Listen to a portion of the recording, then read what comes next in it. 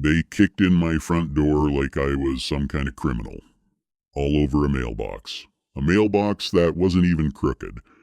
What the HOA board didn't know, what nobody had bothered to tell them, was that the man living right next door to me wore a badge, and he watched the entire thing happen. Before we go any further, I want to know where you're watching HOA Revenge Stories from. Drop your country in the comments. I love seeing just how far these stories reach. And if you haven't subscribed to HOA Revenge Stories yet, this is your last chance. Hit that subscribe button now, because the next story only gets crazier from here. My name doesn't matter for this story. What matters is the street where I lived, Maple Ridge Court, a quiet cul-de-sac lined with identical beige houses, perfectly trimmed hedges, and mailboxes that all had to be exactly the same shade of black. I'd lived there for 4 years. I paid my HOA dues on time. I mowed my lawn every Saturday like clockwork. I kept my property clean. As far as I was concerned, I was the model homeowner. But there was one thing I didn't know when I moved in. The HOA board on Maple Ridge Court wasn't run by reasonable people. It was run by a woman named Denise Caldwell, a retired real estate agent who treated the community bylaws like they were sacred scripture and treated anyone who questioned them like an enemy of the state. I didn't know that yet.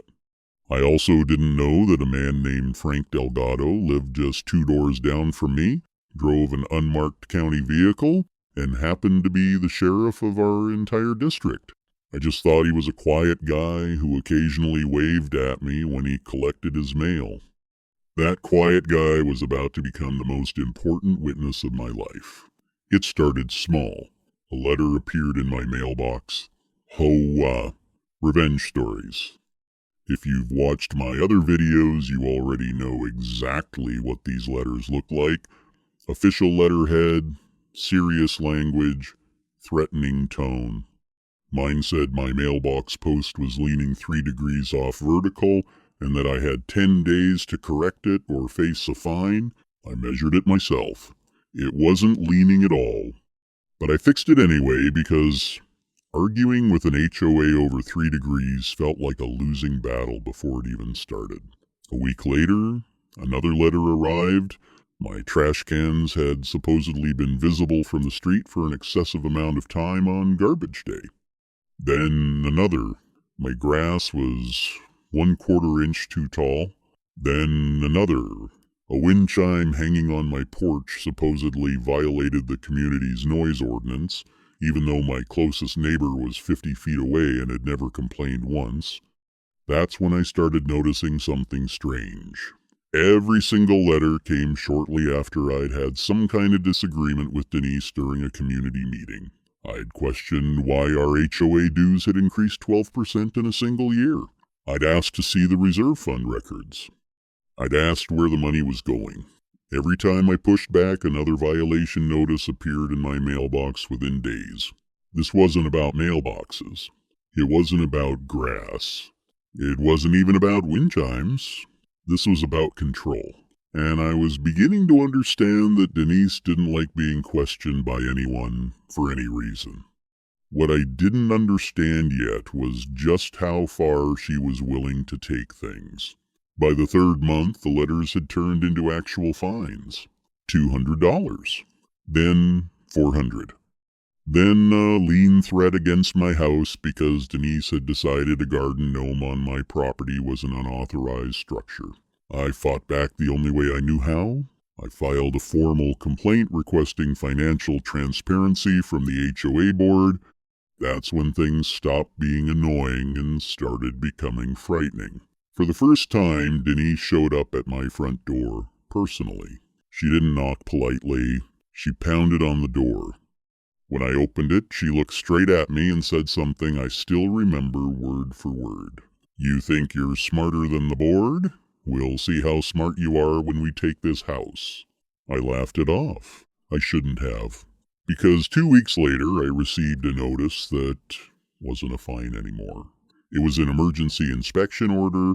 The document claimed I'd been reported for constructing an unpermitted structural addition to my house. I hadn't built anything. I hadn't added anything. I hadn't even touched the structure of my home. But the board had apparently voted, without notifying me of the meeting, to authorize entry onto my property. At first, I thought it was just another piece of ridiculous HOA paperwork. I had no idea they were preparing to show up with a locksmith, 2 hired security officers, and a battering ram. It was a Tuesday morning. I was standing in my kitchen making coffee when I heard tires rolling over gravel, then doors slammed. Then I heard heavy boots climbing my porch steps. 3 hard knocks followed. Not the kind that asked for permission. The kind that announced someone had already decided they were coming inside. I opened the door. Denise was standing there. Behind her were 2 private security contractors the HOA had hired. Both wore dark vests with the words Compliance Enforcement printed across the front, a title that didn't exist under any actual law. One of the men held a clipboard, the other held a battering ram. I immediately told them they had absolutely no legal right to enter my home. Denise told me the HOA bylaws gave the board inspection authority. I told her bylaws weren't law, and no private organization had the power to force its way into someone's private residence without a court order. She didn't care. She simply turned her head and gave the man holding the battering ram a small nod. And that's when I realized they hadn't come to inspect my house. They had come to take it. Before I could even take a step backward, the door frame cracked. Wood splintered across my hallway floor. I remember shouting, more from shock than fear, as 2 complete strangers forced their way into my home like they owned the place. That was the exact moment everything changed. Because through my shattered doorway, across my front yard, I saw a man already walking toward us. The quiet guy from 2 doors down. Frank. Except this time, he wasn't wearing his usual weekend clothes. He was wearing his badge. His radio was already raised to his mouth, and his voice carried a tone I'd never heard from him before. Everyone freeze. Sheriff's Department. Hands where I can see them. Denise immediately went pale. The 2 contractors stopped in the middle of their next step. One of them dropped his clipboard onto the porch.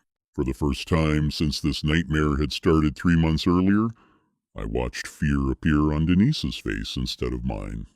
She had just forced her way into the home of a man whose neighbor happened to enforce the law across the entire county. Sheriff Delgado had been home that morning, working from an office that faced the street. He told me later that he'd watched everything unfold through his window.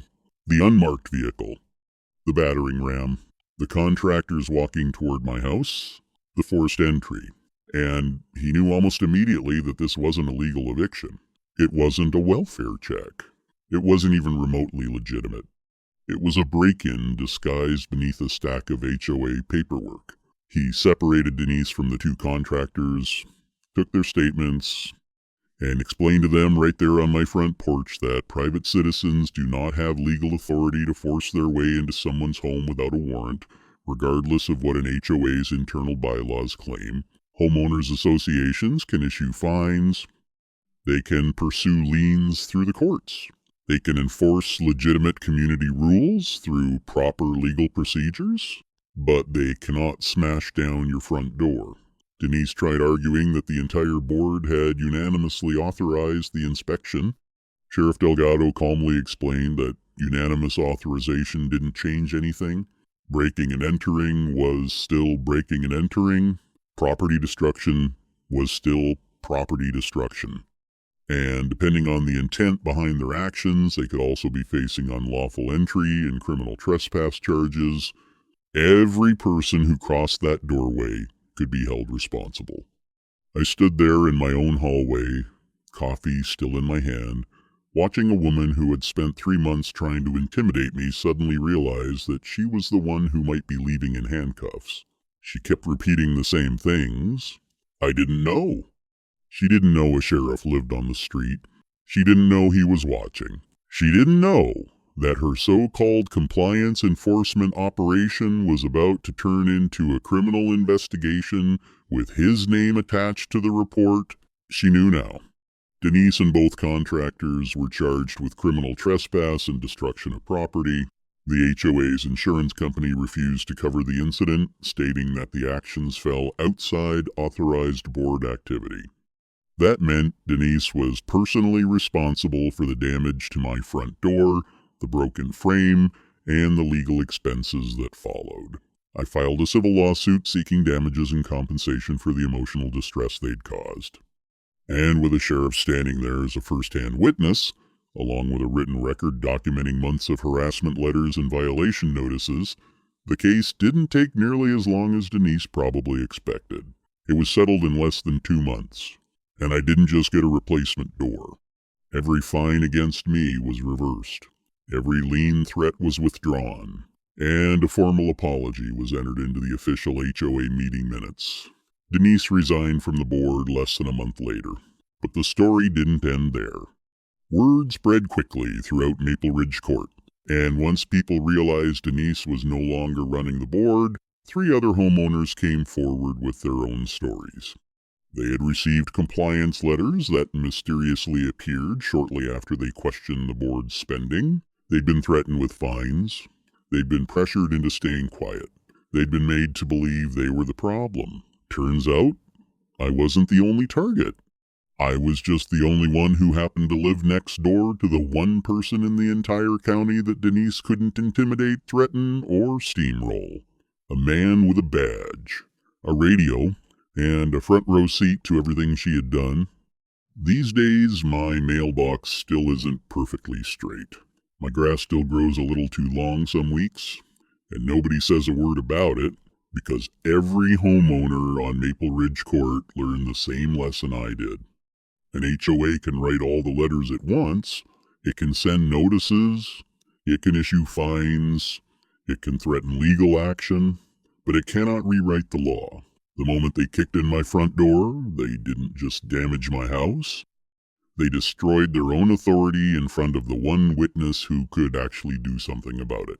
So, if you live under an HOA, remember this. Know your rights before they come knocking. And subscribe to HOA Revenge Stories because the next story is somehow even crazier than this one.